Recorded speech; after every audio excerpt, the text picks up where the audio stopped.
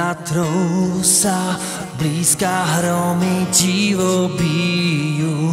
Nad Tatrou sa blízka hromy divo bijú. Zastavme ich, bratia, veď sa oni stratia, Slováci ožijú.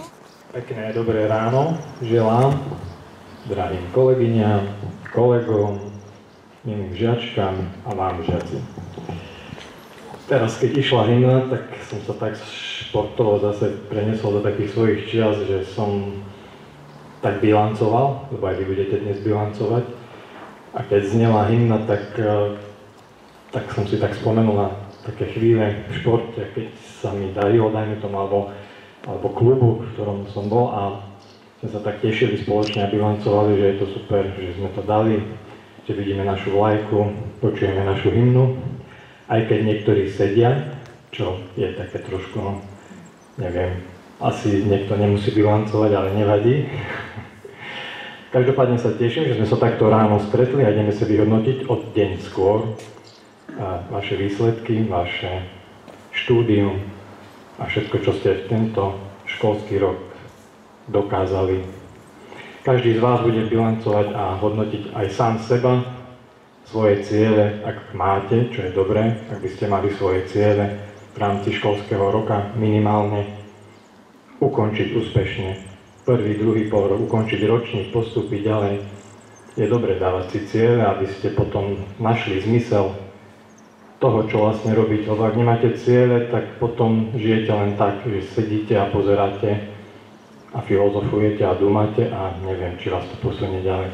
Každopádne nechcem tu dlho filozofovať ani ja. Chcem prejsť k tomu, aby som spoločne, spolu s vami, keďže prvýkrát som myslím takto s vami samostatne, keďže som pri rozlúčke štvrtákov nebol, chcem sa s vami aj potešiť, aj vyhodnotiť, čo sme vlastne dosiahli, lebo teraz to beriem takto, že sme ako tým, kolektív, táto škola, my všetci. A mali sme aj nejaké ciele, ktoré si určite vyhodnotíme a verím, že vás aj potešia, ale mali sme aj také ciele, ktoré sa nám nepodarilo celkom tak až úspešne splniť, ale opäť je to potom pre mňa výzva ako športovca dokázať to v ďalšom školskom roku. A k tomu vás vyzývam tiež, aby ste nestrácali chuť, aby ste nestrácali nejakú takú nádej, a aj tak sa to neoplatí, ale aby ste boli takí športovci, ste tu zväčša chlapci, tak vás k tomu takto vejdeme aj z tohto miesta, aj ako športovec, ako tréner, ako váš riaditeľ,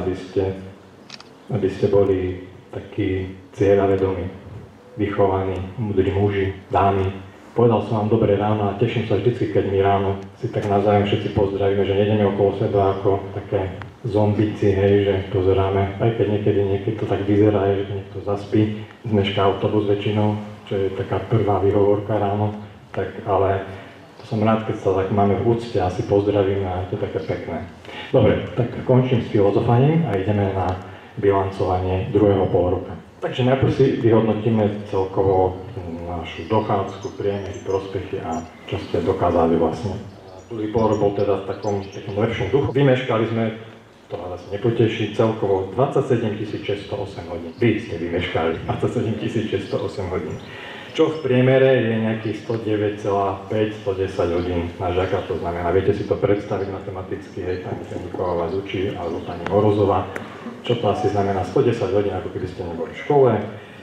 Z toho ste mali neospravedlnených 2522, čo je nejakých 10 hodín.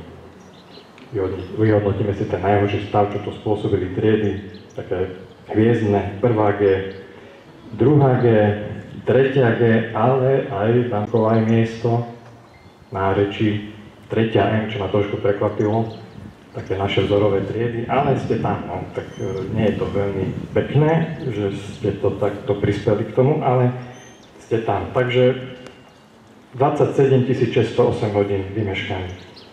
Ale pochváľme teraz tých, ktorí to ťahali dole, percentuálne. Najlepšia dochádzka, a poprosím aj o potleske, pre triedu druhú M.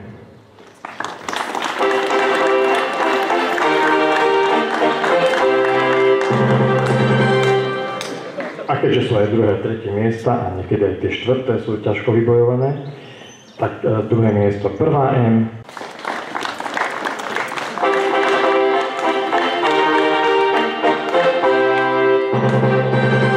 A opäť to vylepšuje MK a trieda, ktorá tu už nie je, štvrtá M. Takže aj my môžeme takto v duchu poďakovať, alebo už tu nie sú.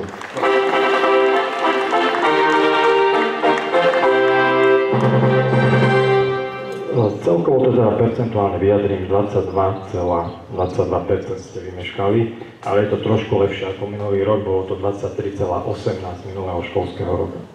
Dobre, ideme na prospech. Tam sme mali nejaký cieľ, stále si ho dávame, tento rok to bol priemer 2,7 a opäť si zatlieskame, lebo opäť je to váš úspech. Priemerný prospech sme dosiahli 2,51.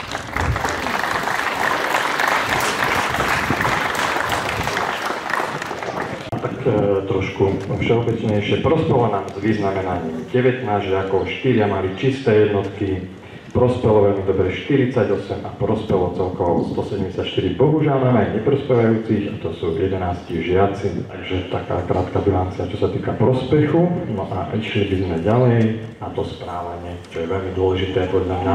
To som začal tým, že ráno sa treba zdraviť, tak aj ďakujem, prosím, nech sa páči a tak ďalej, tak aj ideme hodnotiť teda vaše správanie. Mali sme pochvaly od triednych učiteľov, mali sme 2 pochvaly od majstrov, ale potešilo ma, že pochvaly od riaditeľa školy sme mali 39 aj s maturantami, to znamená nejakých 24 chlapcov, dievčat dostalo pochvalu od riaditeľa školy. Pokážanie od riaditeľa školy, to boli nejakí 9 žiaci, od triedneho učiteľa 12 žiakov a od majstra 2 žiaci. Máme aj znížené stupne, to budete aj individuálne hodnotiť, ale najhoršie je, že máme aj 2 podmienečné vylúčenia, to znamená, týchto chlapci majú podmienku do najbližšieho prvého polroka, aby sa zamysleli a dali si cieľ, splnili ho.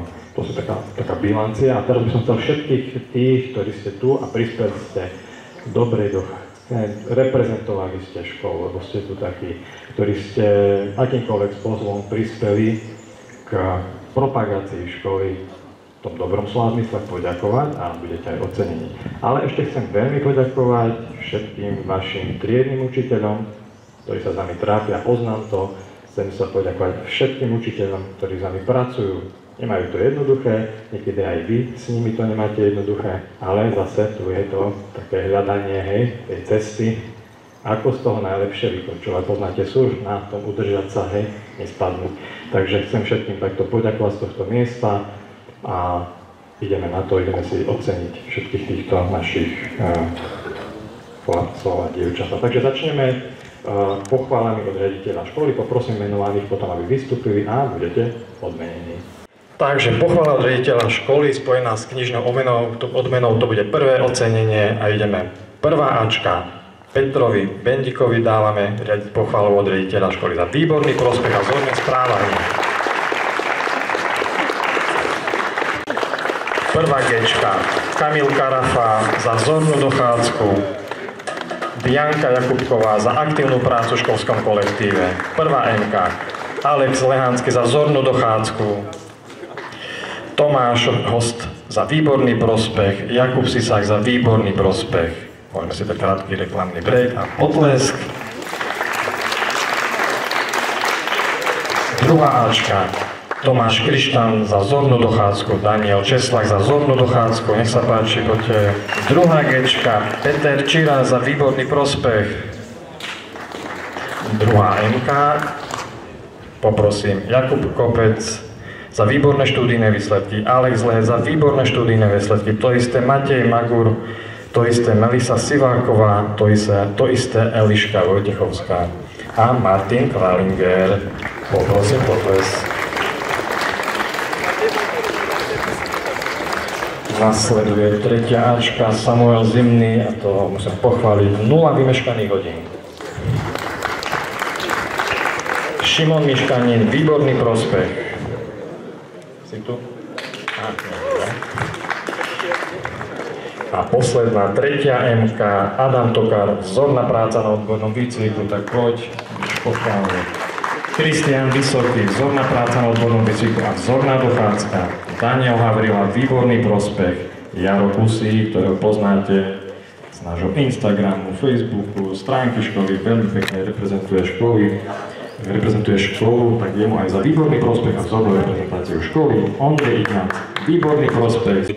Ešte predtým, než vyhodnotím tých najlepších, chcem sa poďakovať všetkým, ktorí sa zapojili do tejto súťaže, ktorá hovorí o vašej odbornosti.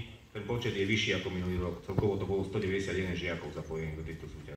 Teraz vyhodnotíme si túto súťaž po ročníkoch a odboroch, takže prečítam mena, poprosím menovaných, aby vystúpili.